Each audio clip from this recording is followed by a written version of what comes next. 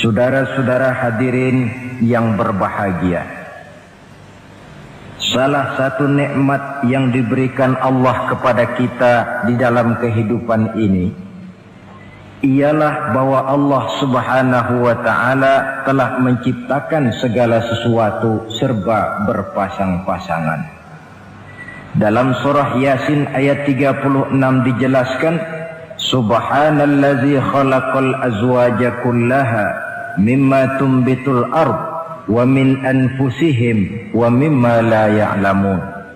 Maha suci Allah yang telah menciptakan segala sesuatu itu serba berpasang-pasangan, dari apa yang tumbuh di permukaan bumi, apa yang ada di dalam diri mereka sendiri, dan apa-apa yang mereka tidak mengetahuinya. Demikianlah kita lihat siang berhadapan dengan malam, benar berhadapan dengan salah, dan laki-laki berhadapan dengan perempuan.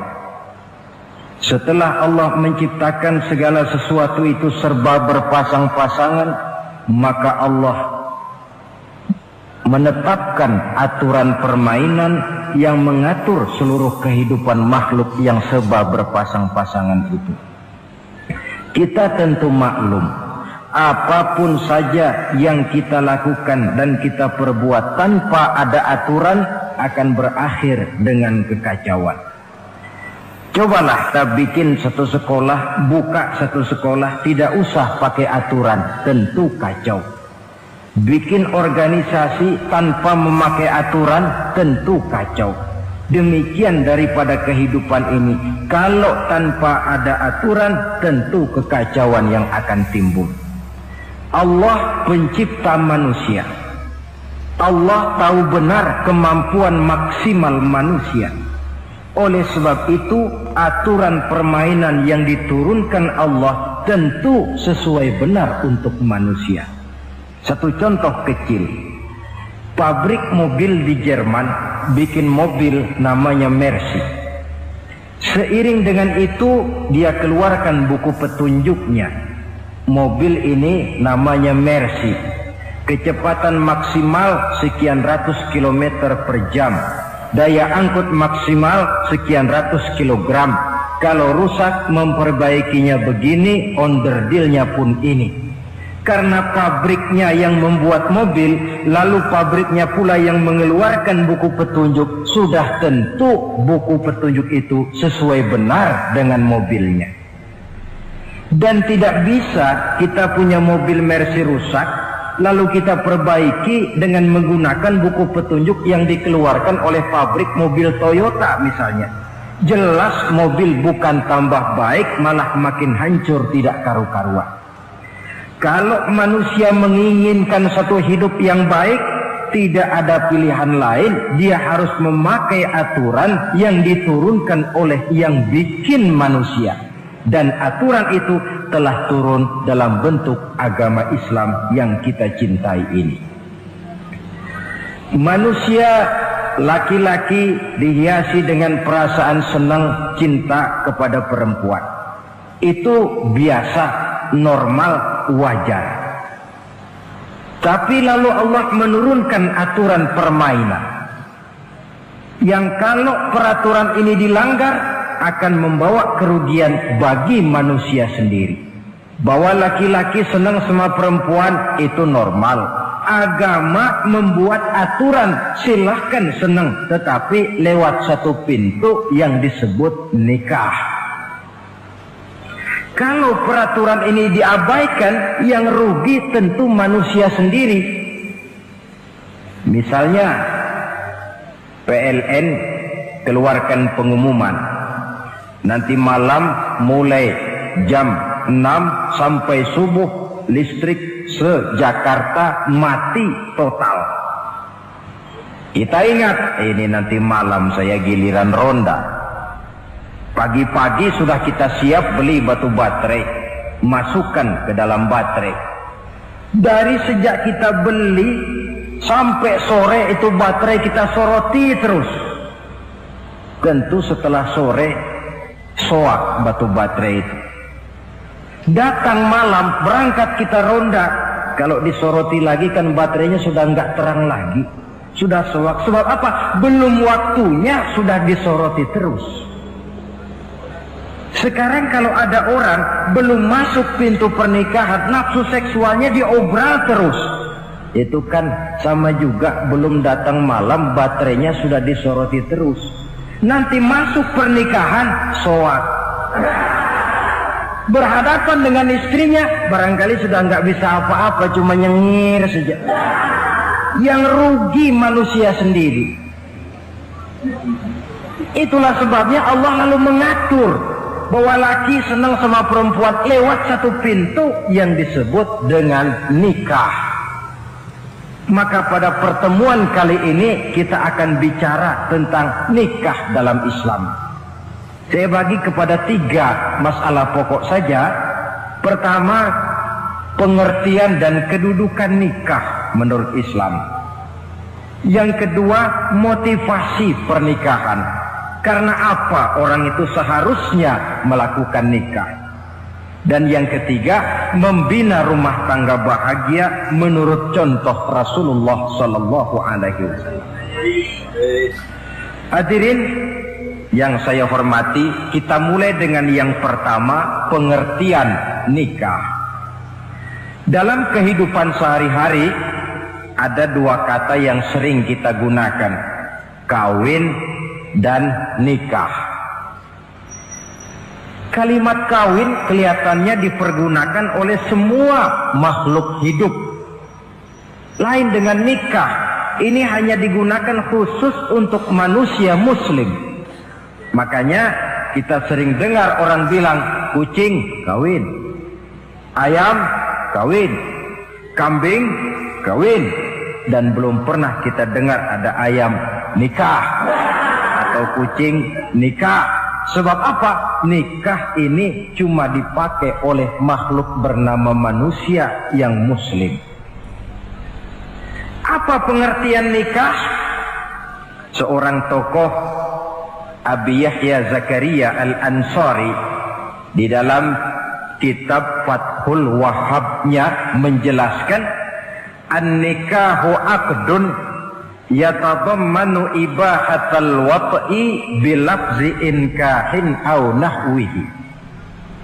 Nikah adalah akad, yaitu ijab dan qabul, yang akad ini menjamin dibolehkannya pergaulan bebas antara laki-laki dan perempuan. Jadi kalau sementara anak muda kita beranggapan bagaimana Islam ini kolot, masa laki-laki tidak boleh bergaul dengan perempuan, itu anggapan salah. Islam bukan saja tidak melarang, malah menganjurkan laki-laki bergaul dengan perempuan sebebas-bebasnya, sepanjang pergaulan itu bisa dipertanggungjawabkan baik menurut hukum negara, lebih-lebih menurut hukum agama. Coba orang kalau sudah akad, sudah ijab qabul, ada saksi, ada wali, selesai itu dia masuk ke dalam kamar berdua, bergaul di situ sebebas-bebasnya, itu saya kira 100% halal. Tidak perlu lagi orang curiga, tidak perlu lagi sembunyi-sembunyi. Kenapa? Ini bentuk pergaulan yang bisa dipertanggungjawabkan. Kalau tidak, dengan dalih new morality, kebudayaan modern, lalu melakukan yang disebut free love, free sex, samen leven, hidup bersama tanpa nikah alias kumpul kebo. Dan saya kira itu kebo cuma mewakili saja. Artinya begitulah kalau binatang itu kumpul. Sebab kumpul kucing pun saya kira begitu, kumpul ayam pun begitu.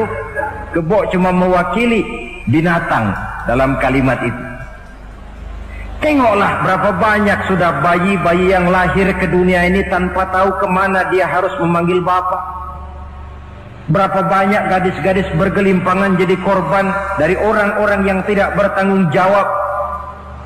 Itu semua merupakan ironi Maka menjauhkan manusia dari aturan agama pada hakikatnya sama dengan usaha membinatangkan manusia.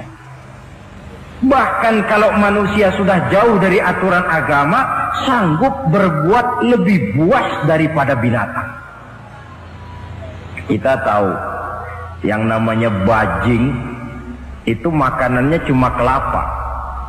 Tapi bajingan itu bukan cuma kelapa, kabel telepon doyan kok bajingan itu.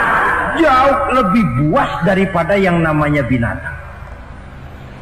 Maka agama ini mengatur agar manusia sebagai makhluk yang mulia hidup secara mulia. Jangan manusia kita ini, binatang saja. Kalau saudara ada yang punya kucing di rumah, saudara taruh di depannya, saudara sendiri yang langsung kasih ikan di piring, kasih kucing. Aduh, dia akan makan dengan tenang, nikmat, lahap, tidak nengok kiri, tengok kanan. Kenapa? Dia yakin betul yang dia makan itu sudah resmi, sah. Sebab apa? Tuan rumah yang kasih.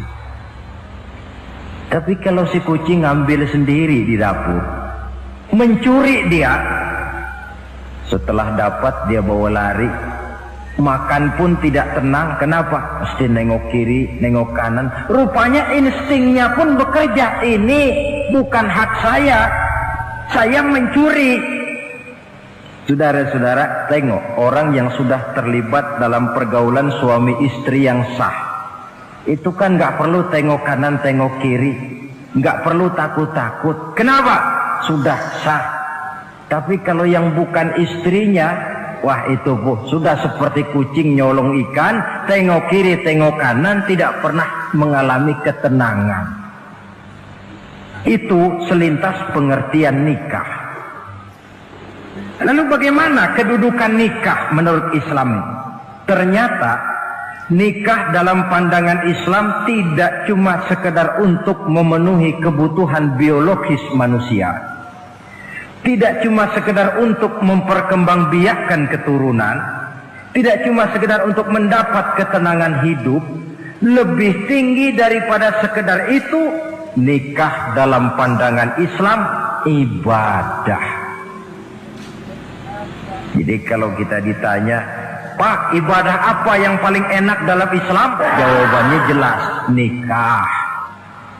Begitu enaknya ibadah yang namanya nikah ini, sampai yang sudah pernah pun pengen ulangan. Namanya ibadah. Tetapi tentu ada konsekuensi.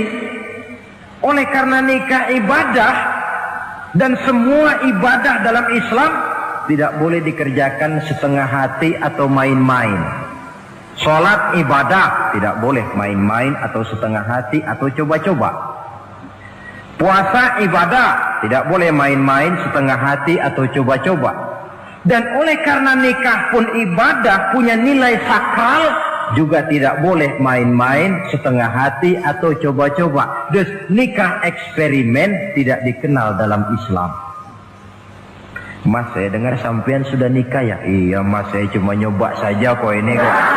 Kalau enak terus, enggak ya bubar. Ini tidak ada nikah eksperimen, sebab dia punya nilai sakral yang bermotifkan ibadah. Itu pengertian dan kedudukan nikah.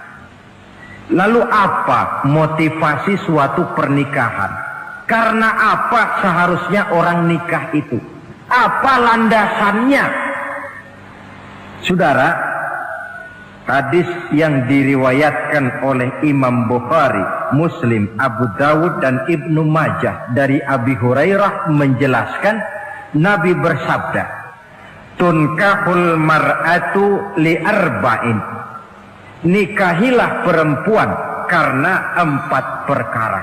Kalau dia perempuan tentu nikahilah laki-laki karena 4 perkara. Memilih jodoh, nah inilah lengkapnya konsepsi Islam. Memilih jodoh saja Islam itu memberikan petunjuk kok. Karena apa orang memilih jodoh itu? Kata Rasul yang karena 4 faktor. Pertama, lima liha, karena dia orang kaya, cari yang kaya. Yang kedua, lihasabiha, karena dia keturunan orang baik-baik, cari keturunan orang baik-baik. Yang ketiga, lijamaliha, karena dia cantik, cari yang cantik. Dan yang keempat, lidiniha, karena dia orang taat beragama, cari orang yang taat beragama. Kalau berkumpul keempat-empatnya, rasanya surga dunia sudah. Coba lihat, suami mana sih yang tidak bangga punya istri cantik, kaya, keturunan orang baik-baik, lalu taat beragama? Atau istri mana sih yang tidak bangga punya suami ganteng, kaya, keturunan orang baik-baik, dan taat pula beragama? Tapi kan terus terang, yang kumpul keempat-empatnya kan boleh dibilang jenis makhluk langka. Sulit. Kadang-kadang cantik, kaya, akhlaknya kayak setan. Ada saja kurangnya. Oleh karena ada saja kurangnya, lalu Nabi memberikan stressing, penekanan. Fazfar bizatiddin taribat iyadah. Pilih orang yang taat melaksanakan agama, niscaya hidupmu akan berkah. Jadi motivasi suatu pernikahan hendaknya agama. Apa rahasianya? Mari kita lihat. Kalau orang memilih pasangan karena rupa yang cantik semata-mata, silakan, tapi jangan jadi motivasi utama. Kalau rupa yang cantik jadi alasan utama, saya yakin rumah tangga tidak akan tahan lama. Sebab apa? Pertama, yang namanya cantik itu relatif. Artinya bergantung siapa yang memandang. Yang menurut saudara cantik, menurut saya belum tentu cantik. Yang kata saya cantik, menurut saudara barangkali itu yang jelek. Relatif. Saya kalau ditanya orang, Ustadz, siapa perempuan paling cantik di dunia ini? Tentu saja saya jawab istri saya. Apa saudara lalu protes? Salah Ustadz, yang cantik istri saya, bukan istri Ustadz. Saya bilang, masa bodoh saya nggak ngurusi istri sampean. Cantik itu relatif. Sehingga di kalangan para ahli cinta, ahli cinta, sampai sekarang masih jadi perdebatan. Sebenarnya cantik yang bikin orang jatuh cinta, apa cinta yang membuat orang jadi kelihatan cantik? Dua-duanya bisa terjadi. Mungkin karena cantik orang jatuh cinta, dan bisa juga karena sudah kadung cinta orang kelihatannya jadi cantik. Tapi yang jelas cantik relatif. Yang relatif tidak bisa dijadikan sandaran utama. Yang kedua, yang namanya cantik itu temporer, artinya berubah oleh pergeseran masa dan pertukaran waktu. Sekarang dia cantik, of course, sedang sweet 17-an, sedang honeymoon, sedang bulan madu, sedang pengantin baru, tentu saja cantik. Punya dia anak satu, kecantikan mulai menurun. Punya dia anak dua, kulit mulai keriput. Punya dia anak tiga, apalagi tak pandai bersolek, sudahlah onderdir mulai pada copot. Kalau rumah tangga didasarkan kepada rupa yang cantik saja, selesailah rumah tangga sampai di situ. Yang ketiga, di atas langit, rupanya masih ada langit lagi. Di atas yang kita anggap cantik, rupanya masih ada yang lebih cantik. Kalau cantik yang kita kejar, kita akan jadi petualang yang pindah dari perempuan satu ke perempuan yang lain. Cinta bajak laut namanya. Di mana kapal berlabuh, di sana cinta mendarat. Saudara hadirin yang saya hormati, padahal sate dengan singkong itu kan bedanya cuma di tenggorokan. Kalau sudah masuk ke dalam perut, kenyangnya barangkali sama. Malah barangkali besok pagi kalau keluar lebih tidak enak baunya sate itu daripada singkong. Makanya orang kalau sudah nikah oleh Nabi dipesan, Apabila kamu di jalan melihat perempuan yang membuat kamu kagum, cepat-cepatlah pulang ke rumah. Sebab apa? Sebab yang perempuan cantik di jalan kau lihat itu punya, istrimu juga di rumah punya. Gak percaya cobalah pulang, akurin, sama itu. Silakan cari yang cantik, tapi jangan dijadikan motivasi utama. Yang kedua, kalau perkawinan pernikahan cuma karena harta, silakan cari yang kaya. Tapi kan harta itu kata Imamul Ghazali, al-mal zillun zail. Harta bagaikan bayangan. Sore di sebelah barat, tengah hari di tengah, sore pindah ke sebelah timur. Hari ini dia kaya, besok dia bangkrut. Roda itu berputar. Kalau harta dijadikan pilihan utama, boleh jadi dalam hidup berumah tangga ada pepatah, ada uang abang disayang, tidak ada uang abang melayang. Artinya pun rumah tangga tidak akan tahan lama. Yang ketiga, kalau karena keturunan, persilahkan cari keturunan yang baik-baik. Namun toh pada akhirnya orang diajarkan bahwa kita ini mau besar atau tidak, bukan dengan jalan menyempeng kepada kebesaran orang lain, tetapi ditentukan oleh kepribadian kita sendiri. Sekarang kalau karena agama, Nabi berikan penekanan fazfar bizatid din taribat yadak. Pilih orang yang taat beragama, niscaya hidupmu akan beruntung. Apa rahasianya? Tidak lain rumah tangga Rasulullah Sallallahu Alaihi Wasallam. Yang ini artinya kita sudah masuk kepada bagian ketiga, bagaimana membina rumah tangga bahagia menurut contoh baginda Nabi. Saudara, bagaimana sih rumah tangga Rasul itu? Kelihatan dari dua ucapannya, pendek, singkat, tapi punya pengertian filosofis yang mendalam. Dua kalimat saja beliau bilang tentang rumah tangganya, yaitu baiti jannati. Rumah tanggaku laksana surga bagiku. Bayangkan, kalau seorang suami sudah mampu berkata macam begitu, bahagia hidupnya. Ini barangkali tantangan buat kita semua. Mampukah kita di rumah tangga berkata semacam perkataan beliau tadi? Baiti jannati, rumah tanggaku laksana surga bagiku. Padahal dari sejarah kita baca, Rasul itu rumahnya kecil. Tidurnya di atas pelepah daun korma, sampai berbekas di pipinya. Sarapan paginya seteguk zam-zam, sepotong roti, kadang-kadang 3 butir korma. Tempat tidurnya bukan alga spring bed atau dunlopillow macam kita punya.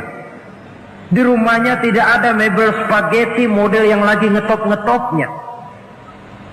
Entar di tengah rumah macam itu, beliau sanggup berkata, baiti jannati. Kenapa kita yang hidup di zaman di mana fasilitas mestinya lebih menunjang, kok malah banyak yang berkata sebaliknya? Baiti nari, rumah tanggaku laksana neraka bagiku. Padahal dilihat dari segi materi, rumahnya bertingkat, mobilnya serba berkilat, uangnya banyak berlipat-lipat, istri pun cantik memikat, kadangkala boleh jadi jumlahnya 4. Tapi tiap hari kiamat. Kenapa ini? Marilah kita lihat. Ternyata rumah tangga Rasul itu motivasinya tidak lain agama. Agama menuntun suami dan istri masing-masing untuk tahu kewajiban dan tahu haknya. Kalau kewajiban sudah dilaksanakan, lalu hak diberikan, akan timbul pengertian, understanding. Kalau sudah ada saling pengertian, akan timbul ketenangan, feeling of security. Dan ketenangan tangga utama untuk mencapai yang disebut bahagia. Itu sebabnya hakikatnya membicarakan rumah tangga yang berdasarkan agama tidak lain adalah bagaimana seharusnya seorang suami melaksanakan kewajibannya dan seorang istri melaksanakan tugasnya. Artinya kewajiban suami itu apa? Kewajiban istri itu apa? Kewajiban istri hak suami, kewajiban suami hak untuk istrinya menurut tuntunan dan tuntutan agama. Saudara hadirin, menurut hadis riwayat Abu Dawud dari Muawiyah bin Haidah, satu hari Rasul ditanya, "Ya Rasul, apa sih hak istri-istri kami ini? Artinya kewajiban kami sebagai suami ini apa?" Rasul menjawab, pertama, an tat'amaha iza ta'imta. Kau beri istrimu makan sebagaimana engkau makan. Saudara hadirin, tetapi seorang istri pun kalau sudah diberikan nafkah oleh suaminya untuk mengatur makanan, dia harus pandai mengaturnya dengan sebaik-baiknya. Menu yang teratur, gizi yang lengkap, dan saya kira yang namanya 4 sehat 5 sempurna itu kan tidak berarti bahwa hidup ini harus serba mewah, tidak. Yang penting ada variasi sehingga tidak merangsang suami untuk makan di luar. Jangan misalnya tahu suaminya senang jengkol lalu tiap hari saja jengkol, itu kan bisa kejengkolan suami. Dengan demikian, masalah yang kelihatannya sepele tetapi yang sebenarnya bisa menjaga keharmonisan atau malah keretakan rumah tangga harus kita perhatikan dengan sebaik-baiknya. Suami memberikan nafkah, dari jumlah itu 60% lari ke kredit, 40% lari ke dapur. Tentu pada akhirnya sang suami akan merasa curiga, padahal barangkali istrinya pun berniat baik, cuma hanya tidak ada keterbukaan di dalam mengurus masalah-masalah yang berhubungan dengan dapur. Inilah kewajiban yang pertama dari seorang suami, kewajiban yang menyangkut masalah pangan. Lalu yang kedua, wa taksuwaha izaktasaita. Engkau beri istrimu pakaian sebagaimana engkau berpakaian. Suami yang adil, pakaian yang dia pakai sama harganya dengan yang dibelikan untuk istrinya, kecuali tentu kalau istrinya ridho. Zalim seorang suami jikalau untuk dia misalnya dia beli pakaian yang mahal-mahal, jasnya dia pakai Switzerland wool, sarungnya Samarinda. Kalau dia pakai sepatu, belilah sepatunya. Sementara istrinya cuma pakai kain belacu saja. Kenapa mesti begitu? Sebab, saudara hadirin, istri kita sebenarnya adalah bagian daripada hidup kita. Baik dia dilihat orang, baik juga kita disebut orang. Jelek dia dipandang orang, tentu jelek juga nama kita disebut orang. Apalagi hidup bermasyarakat, kadang-kadang mulut usil itu kan sudah banyak macam ragamnya. Itu siapa sih perempuan yang jalan? Kenapa? Itu pakaian yang tidak dipakai sih tidak mahal, cuma pakaiannya serasi, pantas, enak dilihat. Oh, terang saja dia kan istrinya si Miun. Nah, Miun yang sedang tidur barangkali tidak tahu apa-apa mendapat sebutan baik. Cobalah kalau istri kita semaunya saja, orang akan bilang, ah itu perempuan, kenapa saya gerah ngelihatnya, mau ke pasar cuma pakai kutang saja. Tentu suami pun akan mendapat sebutan yang tidak baik. Cuma sang istri kalau sudah dibelikan pakaian oleh suami, termasuk alat-alat kecantikan di dalamnya, pakaian itu tentu dipakai, niat pertama adalah untuk menyenangkan hati suami. Seorang istri yang memakai bedak untuk menyenangkan suami, misalnya tiap polesan bedak ada pahalanya. Dia pakai lipstik untuk menyenangkan hati suaminya, tiap goresan lipstik ada pahalanya, bernilai ibadah. Ini kewajiban yang kedua. Yang ketiga, wala tadribil wajha.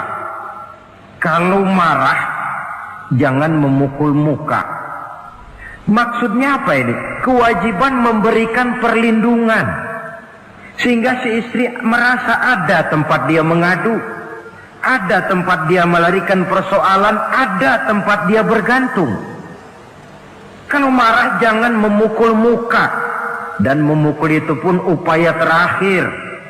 Kalau tidak bisa dengan kata yang lemah lembut, agak sedikit keras katanya. Kalau dengan kata yang keras tidak juga bisa pisah tempat tidur. Kalau memang tidak bisa juga dengan pukulan yang tujuannya bukan untuk menyakiti, tetapi untuk mendidik. Allah tadribal wajha. Kalau marah jangan memukul muka, dan memukul pun bukan jalan pertama, tapi upaya terakhir dengan tujuan bukan untuk menyakiti, tapi untuk mendidik sang istri. Kewajiban untuk memberikan perlindungan. Yang keempat, wala tuqabbih. Jangan memburuk-burukan istrinya. Kewajiban menjaga nama baik. Sebab apa? Dalam satu bahasa yang indah, Al-Quran menjelaskan bahwa suami istri itu laksana pakaian. Hunna libasul lakum wa antum libasul lahunna. Istri pakaian untuk suami, suami pakaian untuk istri. Lihatlah alangkah indah gaya bahasa Al-Quran ini. Diibaratkannya suami istri seperti pakaian. Apa fungsi pakaian? Pertama, pakaian itu kan jadi kebanggaan. Saya bangga memakai baju seperti ini, saudara bangga memakai baju yang saudara pakai. Artinya seorang suami harus berusaha menjadi suami kebanggaan istri, dan seorang istri pun harus berusaha menjadi istri yang dibanggakan oleh suaminya. Jangan yang malah kemudian disesali. Itu kan kalau sudah marah orang kadang-kadang ucapannya nggak terkontrol. Istri marah sama suami, bang, nyesel gue punya laki sama dia. Sudah hilang lagi kebanggaan. Kalau kebanggaan hilang, wibawa pun hilang. Kalau wibawa sudah hilang, maka rumah tangga sudah sulit untuk dipertahankan. Yang kedua, yang namanya pakaian itu kan menutup aurat. Itu tujuan pakaian yang terpenting. Artinya di sini, kalau seorang istri mempunyai kekurangan, suamilah yang menutupi. Kalau seorang suami mempunyai kekurangan, istri juga harus berusaha menutupi. Jangan kekurangan suami diceritakan di pasar umum, atau kekurangan istri dibuka di mana-mana. Itu namanya suami istri tidak berfungsi sebagai pakaian, malah justru saling membuka aurat masing-masing. Iyalah kadang-kadang penyakit ini. Kadang-kadang yang namanya perempuan dari rumah itu berangkat ngaji katanya. Sampai di pengajian apa? Suaminya diakur-akurin. Bayu bagaimana suami? Wah, suami saya payah. Dipayahkannya suaminya di mana-mana. Atau aib dan kekurangan istri diceritakan di mana-mana. Orang bertanya, gimana mas istrinya? Oh, nggak maju. Loh, kenapa istrimu kan cantik? Iya, soal cantik sih iya, tapi tidurnya kok ngiler ini. Nah, ini kan nggak perlu yang macam begini ini. Tidak bisa menjaga apa yang disebut security informasi. Fungsi pakaian sebagai suami istri tidak berjalan di dalamnya. Saling menjaga kehormatan diri. Ini yang keempat. Yang kelima, wala tahjur illa fil bait. Jangan berpisah dari istri kecuali di rumah. Maksudnya begini, kalau satu hari seorang istri suami marah kepada istrinya, tidak usah istri itu disuruh pulang ke rumah orang tuanya, ke rumah mertua lalu diusir. Tidak, cukup pisah tempat tidur saja. Ini maknanya wala tahjur illa fil baiti. Umpamanya, dek malam ini saya sedang tidak enak pikiran, kau tidur di kamar belakang lah, saya kamar depan. Cukup pisah tempat tidur saja, tidak perlu istri dipulangkan ke rumah orang tuanya. Nanti umpamanya tengah malam turun hujan, udara dingin, pikiran berubah, berasa perlu, kan tinggal manggil. Tidak jauh secara psikologis ajaran semacam ini bisa kita terima. Saudara hadirin yang saya hormati, ini pada prinsipnya kewajiban seorang suami.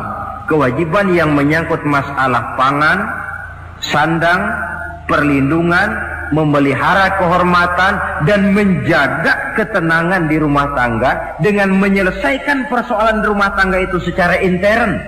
Jangan belum apa-apa sudah mertua diundang, orang tua dibon, persoalan belum tentu selesai tapi masalah sudah meluas. Cobalah kita selesaikan intern dulu. Kalau kemudian ternyata dianggap perlu mengundang orang tua, mertua, keluarga, baru kita upayakan ke arah itu. Ini kewajiban suami dan ini merupakan hak istri. Lalu bagaimana kewajiban istri sekarang ini?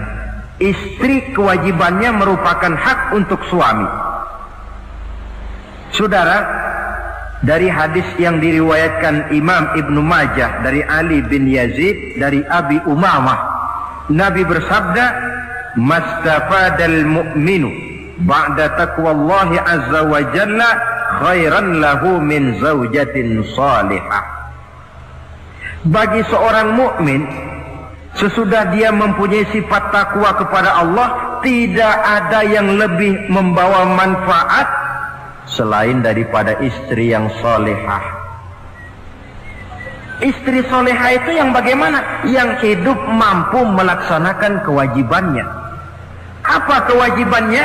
Kata Nabi, pertama, in amaroha ata'athu. Kalau diperintah, dia taat. Kewajiban istri yang pertama, taat kepada suaminya. Begitu besar kewajiban taat kepada suami, sampai-sampai Nabi pernah menyatakan, "Lau kuntu amiran ahadan ayyasjuda li ahadin la amartul mar'ata an tasjuda li zawjiha." Kalau saja boleh, kata Nabi, aku memerintahkan manusia sujud kepada sesama manusia, tentu aku perintahkan istri untuk sujud kepada suaminya. Untung saja sujud kepada manusia tidak boleh. Kalau boleh, istri itu disuruh sujud kepada suami. Tentu karena besar hak suami atas dirinya. Yang kedua, ibadah sunnah tidak mendapat izin suami juga bukan saja tidak berpahala, malah berdosa. Umpamanya pengantin baru, si istri kebetulan santri, malam minggu pesta, besoknya hari Senin, si istri sudah kadang biasa hidup sebagai santri, hari Senin puasa sunnah. Dia bilang sama suaminya, "Bang, besok saya mau puasa sunnah nih, hari Senin." Kata suaminya, "Kalau kau puasa juga kau kejam. Lalu kau puasa, aku disuruh ngapain?" Tidak diizinkan oleh suami, dia puasa juga. Bukan saja tidak mendapat pahala, malah berdosa. Sampai amalan yang sunnah pun tidak diizinkan oleh suami, berdosa. Apalagi amalan yang mubah, apalagi amalan yang tidak ada dasar hukumnya, perintahnya. Sepanjang perintah suami tidak untuk maksiat kepada Allah, istri wajib untuk taat. Dalam hadis lain kita temukan Nabi bersabda, "Idza da'a ar-rajulu imra'atahu ila firashihi." Kalau seorang suami memanggil istrinya ke tempat tidur. Ini bahasa kinayah. Manggil ke tempat tidur kan tentu nggak perlu penjelasan. Masa mau nyambal di tempat tidur kan enggak. Fa'abat, si istri tidak mau.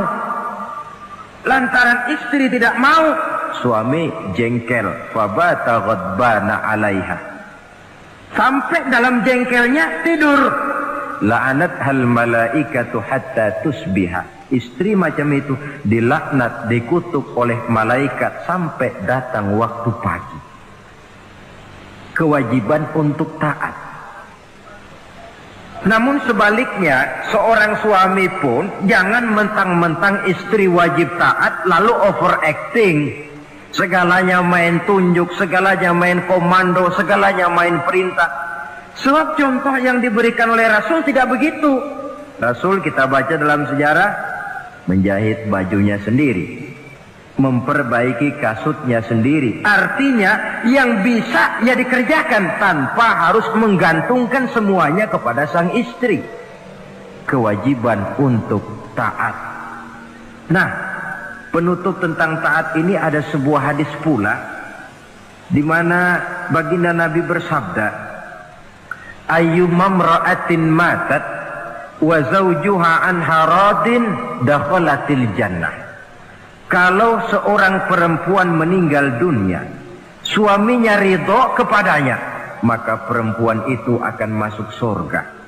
Artinya, kalau seorang istri meninggal, ya dia tukang ngaji, ya tukang sholat, ya suka puasa, ya gemar sedekah, tapi meninggal suaminya tidak ridho, pintu surga belum dibukakan sampai suaminya ridho kepadanya. Ini menggambarkan tentang besarnya kewajiban taat seorang istri kepada suaminya. Ini kewajiban pertama. Lalu kewajiban yang kedua kata Nabi, wa in nazara ilaiha sarrathu. Kalau dipandang oleh suaminya, dia pandai menggembirakan, menyenangkan hati suaminya. Menjadi istri yang pandai menyenangkan hati suami. Siapa contohnya? Kita lihat misalnya istri Nabi, diantaranya Sayyidatuna Khadijah radhiyallahu anha. Ketika Nabi pertama kali menerima wahyu berhadapan dengan malaikat Jibril, beliau kembali ke rumah dengan tubuh gemetar. Setibanya di rumah beliau berkata, "Zammiluni ya Khadijah." Khadijah, selimuti saya. Kenapa bang? Barusan datang malaikat Jibril, dia katakan begini-begini, saya khawatir Khadijah. Khadijah tahu suaminya sedang gelisah. Sebagai istri yang bijak beliau tampil, apa katanya? Kalla ma yukhzikallahu abada. Tidak apa-apa bang, jangan khawatir, Allah tidak akan menyusahkan abang buat selamanya. Ini istri yang pandai menyenangkan hati suami. Suami pulang dagang dari pasar, rugi. Istri tampil. Itulah bang, romantikanya dagang. Masa selamanya saja, untung sekali-sekali lah rugi. Si suami kan tidak terlalu pusing kepalanya. Jangan sudah di pasar rugi, sampai rumah istri pidato, peletar-peletor macam petasan. Dasar suami goblok, dagang saja rugi. Sudahlah di pasar rugi, sampai ke rumah digoblok-goblokin. Itu nanti suami kan bisa kena penyakit yang disebut broken home. Penyakit nggak betah di rumah. Seorang istri kalau suami sudah kena penyakit tidak betah di rumah, itu mesti siap-siap mental untuk dimadu. Nah, jadi kalau tidak dimadu bagaimana? Berusaha bikin betah suami di rumah. Suami pulang kantor jam 2, setengah 2 dandan, kalau perlu setel habis. Kalau perlu, kelihatan suami akan datang, bukakan pintu, sambut dengan senyum. Apalagi kalau senyumnya Pepsodent. Saya kira suami bagaimanapun lelahnya, peras keringat, banting tulang, pulang mencari nafkah, kalau kembali di rumah disambut dengan senyum, hilang capeknya. Tapi bayangkan, sudahlah di kantor capek, peras keringat, banting tulang, sampai pula di rumah yang nyambut cuka sama kukusan. Udah asem, monyong. Suami mana yang kerasan tinggal di rumah?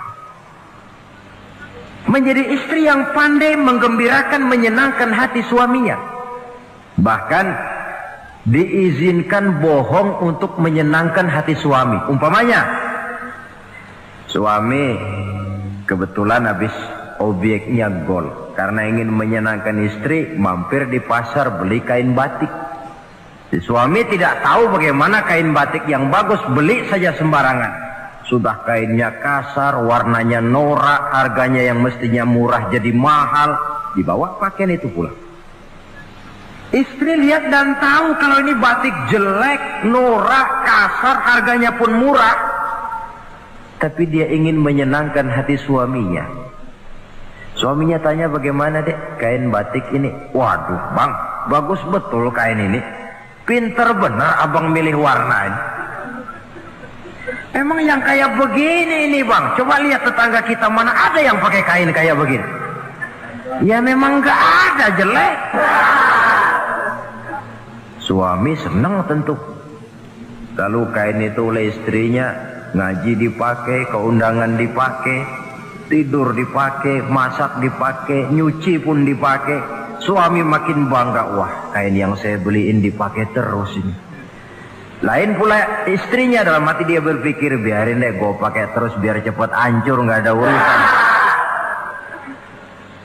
Coba kalau waktu itu si istri jujur, dasar laki goblok, beli kain kayak begini, sono pulangin. Nah, mungkin suami yang sudah payah-payah mau menyenangkan hati istrinya malah berbalik pikirannya. Saudara hadirin, ini kelihatannya penting untuk menjaga suasana keharmonisan di dalam kehidupan berumah tangga. Begitu pula pengertian seorang suami. Rasul pernah pulang dari masjid agak larut malam, rupanya banyak orang bertanya. Ketuk pintu, assalamualaikum, sampai 3 kali tidak dibukakan pintu. Rupanya Aisyah lelap benar tidurnya. Rasul sadar beliau pulang kemalaman dan tahu istrinya capek bekerja di waktu siang. Ashraful anbiya wal mursalin ini menghormati istrinya. Salam 3 kali tak dibukakan pintu, bukan marah, malah gelar sorban di depan pintu. Di situ beliau tidur. Tengah malam Aisyah mau sholat, buka pintu, terkejut lihat suaminya tidur di depan pintu.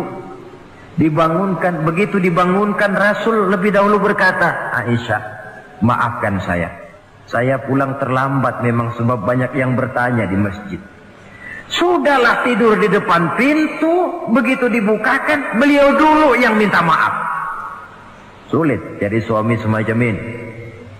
Yang enak kalau sudah nggak dibukain pintu, istri kepulesan, lalu sekali buka pintu kan yang enak kita tunjuk jidatnya, lo tidur kayak kebok ya. Saudara hadirin, menjadi istri yang pandai menyenangkan hati suaminya, sebab tidak ada seorang suami bisa sukses baik di medan tugas, di masyarakat, di kantor, di toko, di tempat manapun kalau tidak ditunjang oleh peran serta dari para istrinya. Karena itulah perempuan walaupun peranannya tidak begitu kelihatan, sebenarnya sangat menentukan.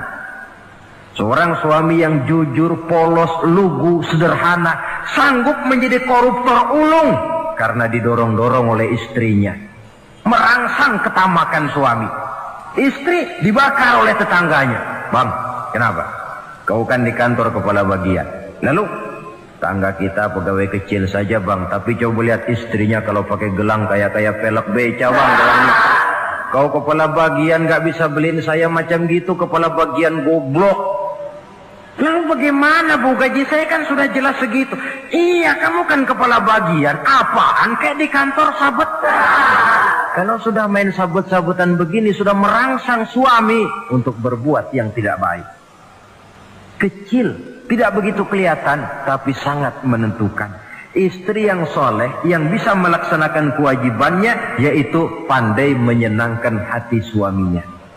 Ini kewajiban istri yang kedua.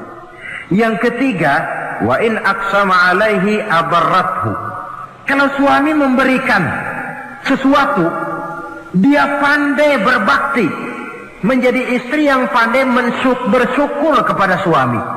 Kita ingat ketika pulang Mi'raj kan Rasul bercerita, saya dalam perjalanan itu diperlihatkan neraka, kata Rasul. Saya lihat kok isinya kok lebih banyak perempuan daripada laki-laki. Nah, sahabat heran, ya Rasul, lebih banyak perempuan? Iya. Apa mereka tidak sholat? sholat. Apa mereka tidak pernah hadir di majelis taklim? Oh, rajinan dia sama suaminya. Ada apa benda pernah baca Quran? Rajin. Lalu kenapa kok isinya kebagian besar perempuan?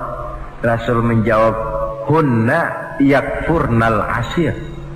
Mereka umumnya tidak pandai bersyukur kepada suaminya. Hujan panas setahun dibalas dengan hujan sehari. Kalau suaminya sedikit salah, sudah kehilangan pertimbangan, tertutup seluruh kebaikannya. Yang kelihatan cuma salahnya saja.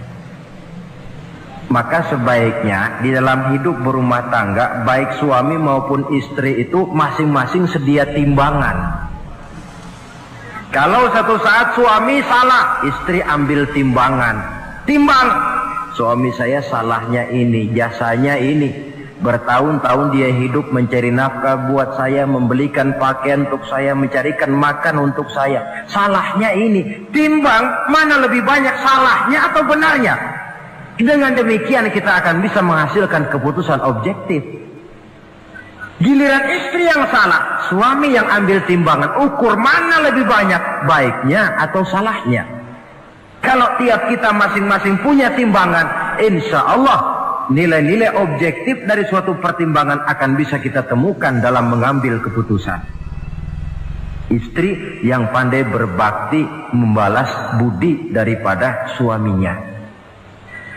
Kewajiban yang keempat dari seorang istri, wa in ghaba anhu nasahathu fi nafsiha wa malihi.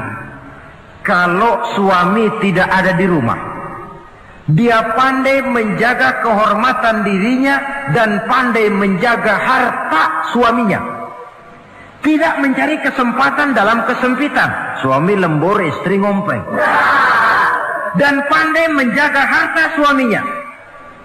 Nah, coba lihat. Kalau seorang suami ada uang di kantongnya 100 rupiah. Ada tukang minta pengemis, istri ambilkan saja tanpa izin suaminya uang di kantong suami 100. Dia sedekahkan. Niatnya tentu baik. Si istri dapat dosa, si suami dapat pahala. Perbuatan sedekahnya itu betul, tapi mengambil uang tanpa izin suami itu yang salah. Dan ternyata salah itu lebih besar daripada pahala yang dia lakukan lantaran bersedekah itu. Kalau ini terwujud, maka suasana saling mempercayai akan tumbuh. Kalau sudah saling mempercayai, rasanya akan terwujud kedamaian dan ketenangan. Suami meninggalkan rumah dengan perasaan tenang, istri pun melepas suami dengan perasaan damai, tanpa was-was, tanpa curiga, dan sebagainya. Dan ini modal yang paling utama, mewujudkan saling kepercayaan dalam membina hidup bahagia.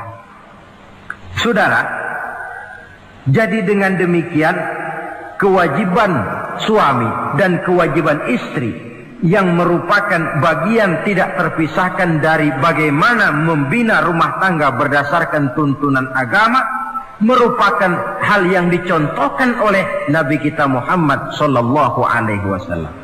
Dengan satu kesimpulan, rumah tangga Nabi bahagia karena rumah tangga itu disinari oleh ajaran-ajaran agama.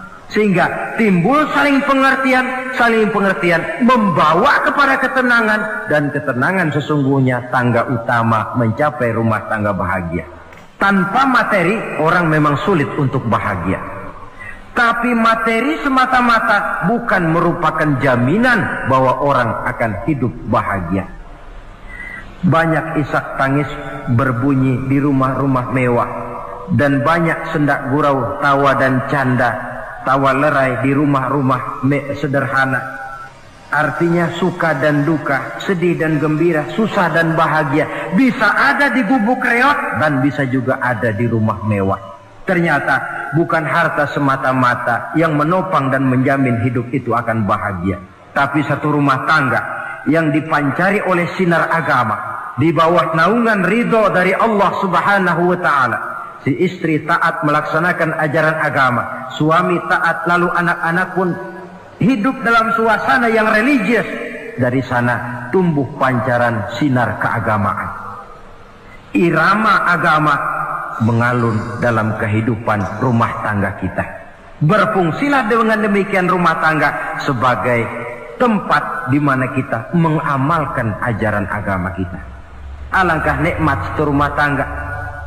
Istri ahli ibadah, suami pun ahli ibadah, anak-anak pun terbiasa oleh lingkungan untuk hidup melaksanakan suatu ibadah. Dan keberhasilan di rumah tangga awal untuk menuju keberhasilan di masyarakat, di tempat tugas, dan di tempat-tempat lainnya. Sebaliknya, kehancuran rumah tangga akan selalu menjadi awal kehancuran karir di masyarakat, di tempat kerja, dan di tempat-tempat lainnya. Oleh karena itu, berangkat dari hal semacam inilah, maka kita berkeyakinan rumah tangga yang bahagia ialah rumah tangga yang didasarkan kepada ajaran agama. Sehingga tercapailah kebahagiaan hidup di dunia yang langsung menopang kepada kebahagiaan hidup